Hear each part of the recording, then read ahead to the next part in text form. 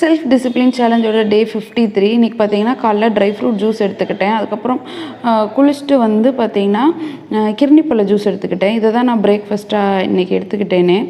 இன்றைக்கி மட்டன் வாங்கிட்டு வந்தனால மட்டன் சூப்பு, அதுக்கப்புறம் பார்த்திங்கன்னா எல்லாேருக்கும் சளி பிடிச்சிருக்கனால ஈரலில் நல்லா மிளகு சின்ன வெங்காயம் போட்டு ஒரு தொக்கு மாதிரி பண்ணிவிட்டு குளிச்சுட்டு வந்து மட்டன் கிரேவி பண்ணேன். அம்மா வந்து வீட்டிலேருந்து வாழைப்பூவும் சேனக்கிழங்கு கூட்டும் கொடுத்து விட்டாங்க. அது கூட நான் பண்ண எல்லாத்தையும் வச்சு மத்தியான சாப்பாடு சூப்பராக சாப்பிட்டுட்டோம். இந்த 2-3 நாளாகவே வந்து பார்த்திங்க அப்படின்னா வந்து குழந்தைகள் சம்மந்தமான புத்தகங்கள் தான் படிச்சுக்கிட்டு இருக்கேன். அதோட புக் ரிவ்யூ நம்மளோட நிர்மலாஸ் வியூ சேனலில் வருது. குழந்தைகள் வீட்டில் உள்ள பெற்றோர்கள், ஆசிரியர்கள் படித்து பாருங்கள்.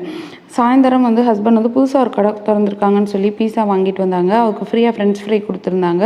ப்ரெட் ஆம்லேட்டும் வாங்கிட்டு வந்தாங்க. பீஸாவோட பேஸ் அந்தளவுக்கு நல்லா இல்லை. சரி, ஓகே, சாப்பிட்டாச்சு.